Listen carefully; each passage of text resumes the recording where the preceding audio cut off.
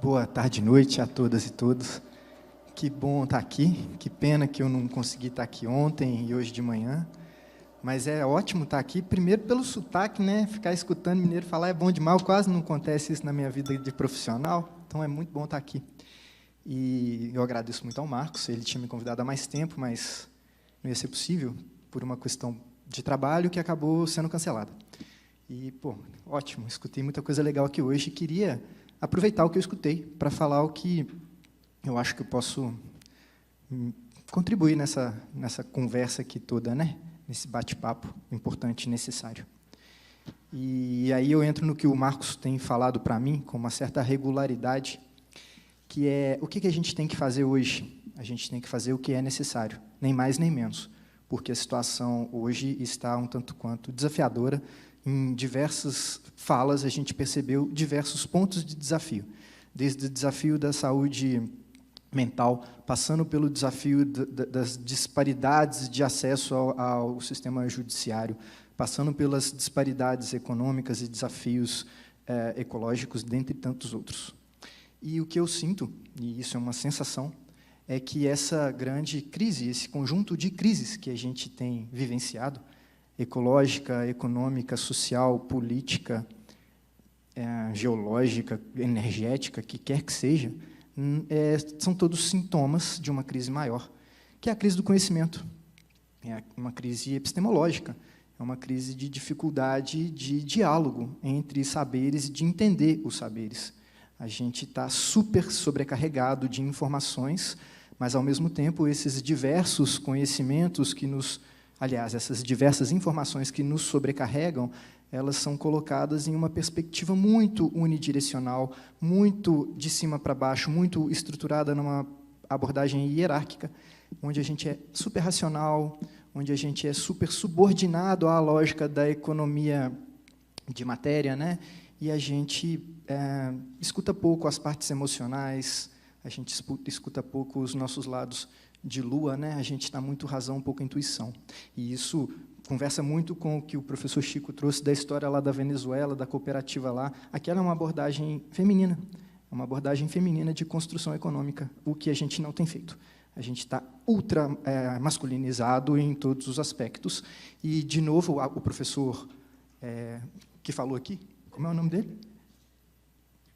Anderson. O professor Anderson trouxe uma fala clássica, né? Clássica, que é o velho não desapareceu e o novo ainda não apareceu de toda forma, né, completamente.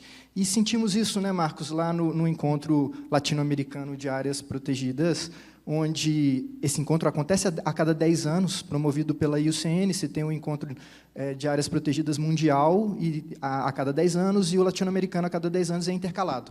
5 anos, acontece em 2010 o mundial, 2015 o latino-americano, 2020 o mundial, 2025 o latino-americano e tal. Esse encontro, em particular, esse que aconteceu agora, esse ano, ele termina com uma carta oficial, como sempre acontece, feita pelos cientistas heterossexuais, brancos de meia-idade, que é o predomínio, inclusive, da IUCN, evidentemente, e é o predomínio do saber. Mas também teve uma carta oficial dos indígenas, teve uma carta oficial das mulheres e teve uma carta oficial dos jovens.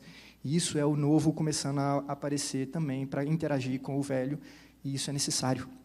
Esse diálogo de saberes é necessário, porque a gente tem perdido as narrativas. E o que a professora Malba trouxe aqui para a gente? Uma narrativa de diálogo, de interação.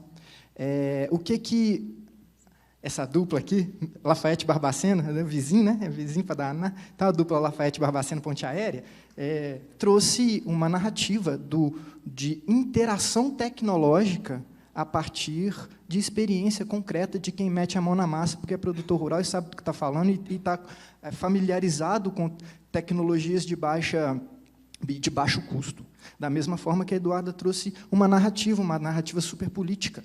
E a gente tem que entender que essas narrativas elas precisam ser mais bem costuradas para que a gente vença a narrativa, por exemplo, que ganha os corações das pessoas ao desmatar a Amazônia, porque desmatar a Amazônia é colocar soja e gado, e essa narrativa é associada a uma Hilux ao lado. E isso soa muito bem aos olhos de muitas pessoas. A gente não tem conseguido fazer narrativas convincentes e amorosas que tragam outros olhares e outros saberes. A gente está desconectado. Desconectado conosco, com a nossa casa, desconectado com a natureza, com a biodiversidade. E aí eu pego o que o professor Érico trouxe, né? O Brasil nunca foi vanguarda nos desenvolvimentos tecnológicos, mas o Brasil tem o potencial de ser vanguarda em um aspecto necessário, que é super atual, que é o desenvolvimento a partir da biodiversidade, o desenvolvimento planetário a partir de uma nova base energética, relacional, que considera a planta e o bicho como fundamental nessa história, porque a gente faz parte disso. Nós não fazemos fotossíntese. Eu posso até colocar uma camisa verde, que nem o André colocou ali, mas não está fazendo fotossíntese, não. Fotossíntese, a gente ainda não consegue fazer. Os pessoal da engenharia aí pode até estar pensando nisso, mas ainda ninguém está fazendo isso.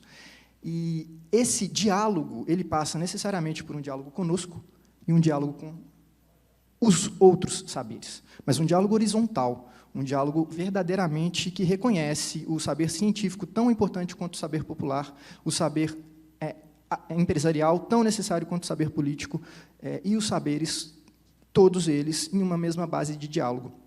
Essa questão toda é o que vai fazer aquela tesoura que o professor Chico apresentou fazer sentido. Por quê? Porque, quando os saberes conversam, a gente olha coisas imateriais que fazem sentido para a gente, e a gente resgata as tradições. Como é a convivência da tradição no território com a modernidade?